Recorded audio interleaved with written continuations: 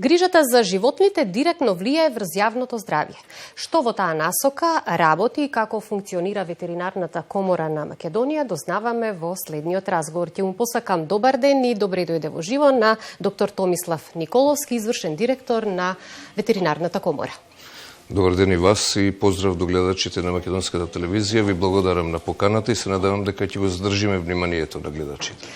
Соодветно на денот кој што е денеска, убава можност еве да поразговарам и за вашите активности. Ја само ќе кажам дека ветеринарната комора е организирана како професионална организација на ветеринарните стручњаци во државата. И би сакала првото прашање да биде како вовед. Која е функцијата и што е во фокусот на делувањето на ветеринарната комора? Па основната мисија на ветеринарната комора е да врши трајна промоција на прогресот и интересите на докторите по ветеринарна медицина во смисла на нивните стручни и статусни интереси. На некој начин ветеринарната комора, нејзината примарна функција е регулаторно тело, значи на ветеринарната професија, и таа представува гарант во општеството дека нејзините членови својата работа ја вршат совесно, стручно и етички најодговорно, што тврдам дека е така. А во исто време и да се поттикне интересот за значењето и улогата на ветеринарната професија што ја има во рамките на целокупниот здравствен систем. Абсолютно. Мораме да истакнеме дека изминатиот викенд од 30 септември до 1 октомври во Охрид се одржа првиот конгрес на меѓународно учество, први Охридски ветеринарно-медицински средби. Централен годишен едукативен настан кој што го реализирате и секако планирате да прерасне во традиција и да биде символ за ветеринарната професија во регионот. Кои заклучоци беа донесени на овој конгрес? Така е, иако ние како ветеринарна комора сме организирале безброј, да речем, настани од тој тип, меѓутоа сакавме да организираме еден настан кој ќе биде традиција и кој ќе биде препознатлив во време и во простор да речем во пошироката стручна јавност во регионот, па зошто да не и во некои, да речем, наредни години во Европа. Така да имавме чест да организираме дводневен конгрес на кој беа зедоа учество учесници од земји од регионот. Исто така и предавачи имавме од Хрватска, Србија, Босна и Херцеговина, Црна Гора, Косово, Албанија и се разбира Бугарија и се разбира наши професори. Имавме 3 сесии, значи самиот конгрес беше поделен на 3 сесии: ветеринарна медицина кај мали животни, ветеринарна медицина кај крупни животни и да речем, она што вие сега посебно го истакнавте, улогата на ветеринарната медицина во јавното здравје, односно One Health, односно едно здравје пристапот. И разговаравме за актуелни болести кои што изминатиот период беа, да речем, во фокусот да речем, на вниманието на македонската јавност, како што беше конго-кримската хеморагичка треска. Покрај останатото. Разговаравме и нормално за сите актуелни теми. Так.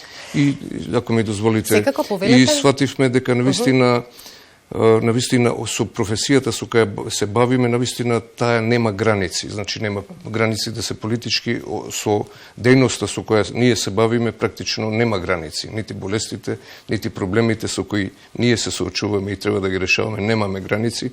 Така да во тој контекст јас изразувам едно задоволство што навистина со сите соседни комори, па и пошироко имаме навистина една плодна соработка, која ве дава, да кажеме, надеж дека навистина во некој идно време ќе направиме навистина еден респектабилен настан кој што ќе биде препознатлив и во пошироката јавност стручна. Во рамки на ова представување на активностите на ветеринарната комора би сакала малку фокусот да го дадеме и на ветеринарната професија. Да кажеме која е улогата, но и функцијата на ветеринарната професија, затоа што можеби малку грубо ќе звучи, ниско е нивото на разбирање за нејзиното значење, од тука пак и малиот интерес за завршување и изучување на ветерината од страна на идните студенти. Имавме случај последната академска година на таблото со абсолвенти да имаме 3 студенти, а 40 професори. Навистина загрижувачка ситуација. Да, тоа е симптом на една состојба во која се наоѓа ветеринарната професија во нашата држава, во која ние како комора постојано укажуваме, да кажеме, и ги бараме некои, кажав на почетокот и која е функцијата, нели, околу статусните прашања на докторот по ветеринарна медицина. Некои прашања ги имаме затворено, некои прашања за жал и покрај 10 годишната наша ангажираност максимална се уште не сме ги затвориле, веќе кога сме тука, еве, да изразам жалење што еве во собранието на Македонија се изгласа законот за данокот за додадена вредност и покрај тоа што ние една деценија се бориме, значи за ветеринарните услуги да добијат повластена даночна стапка од 5%.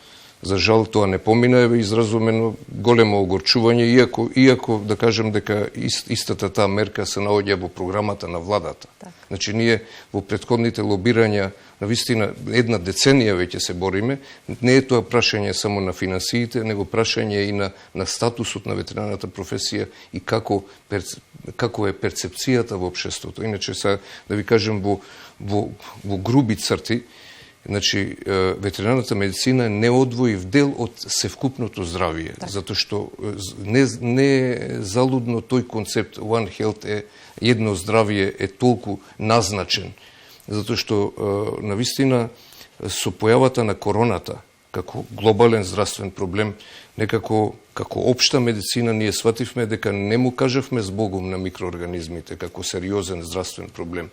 Ние имаме уште многу предизвици, еве ќе кажам дека во стручните кругови се зборува за авијарната инфлуенца и нејзиниот потенцијал како многу сериозна закана по здравието. Значи, потенцијалот на тој вирус да мутира па да стане високо патоген за луѓето во некои идни времења ќе биде сериозен проблем.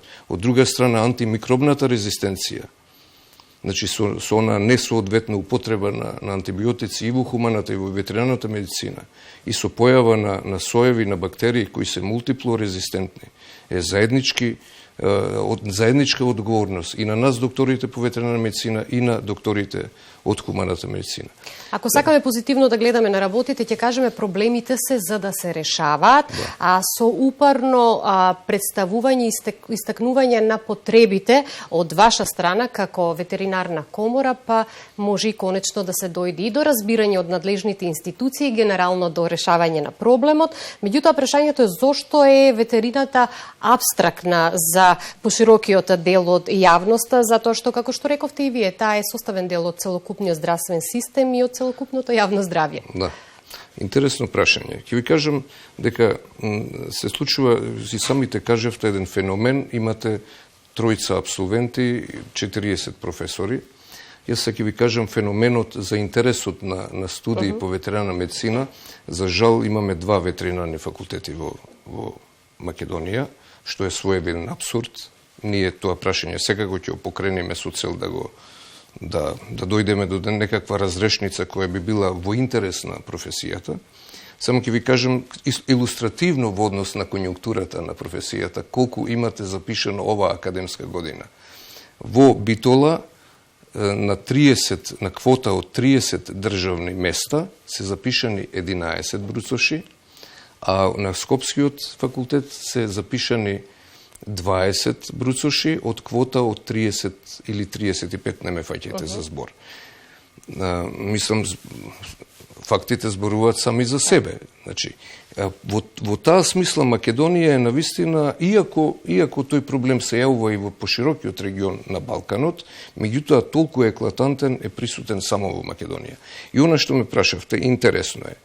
Јас ќе ви кажам дека ветеринарната професија и еве ќе поврзиме и правата на животните, и перцепцијата на правата на животните, затоа што и денеска и треба да зборуваме за тоа, се индикатор за цивилизацијското ниво на едно општество. Дали ме сеќате? Значи, во развиените земји, каде што ветеринарната професија се навистина е престижна, и верувајте ми, таму во Германија, пример, имате 4 ветеринарни факултети, Македонија има 2, веќе не сеќате по самото тоа, таа асиметрија, тој диспаритет. Таму е престиж да се запишете на студии по ветеринарна медицина и да ги завршите.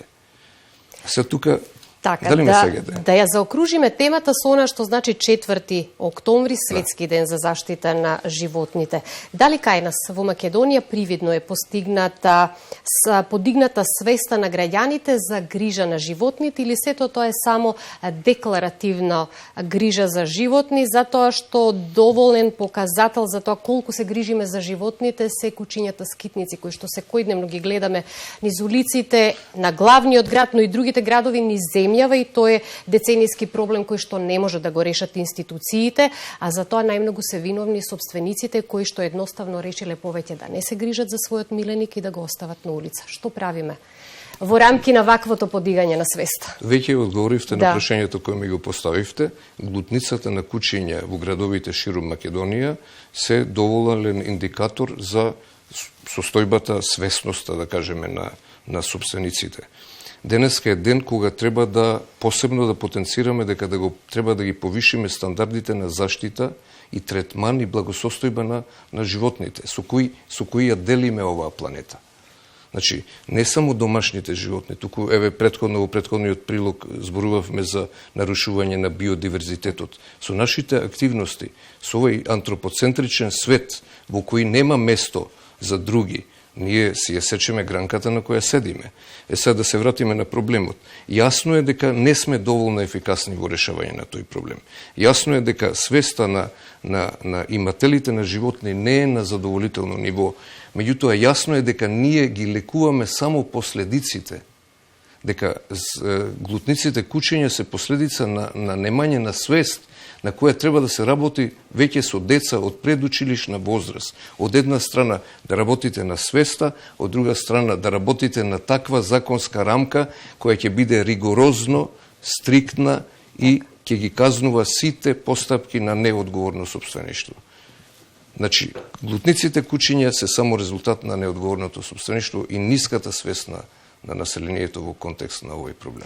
Јас ќе ви посакам истрајност во работата и да успеете докрај да ги истерате работите кога станува збор за законските рамки кон кои што треба да се придржуваме сите и како граѓани на нашата држава, но и генерално како институции задолжени за одредени проблеми. Секако ќе имаме можности и друг пат да се запознаеме со вашата работа. Ви благодарам на укажената можност. Ми беше задоволство. Исто и мене. Благодарам.